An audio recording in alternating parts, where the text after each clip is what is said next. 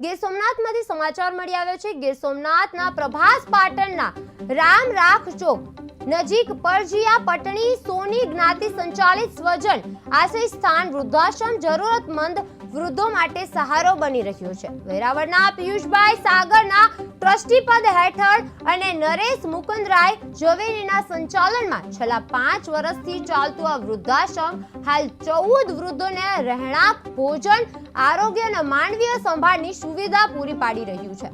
સોમનાથમાં સ્વજન આશ્રય વૃદ્ધાશ્રમ પરજીયા સોની જ્ઞાતિની માનવ સેવા જરૂરતમંદ વૃદ્ધો માટે આશીર્વાદ રૂપ બન્યું છે। આશ્રય 5 વર્ષથી કાર્યરત છે અને સેવાભાવી સંસ્થા રહેણાંક, ભોજન અને આરોગ્યની સંપૂર્ણ વ્યવસ્થા પૂરી પાડે છે।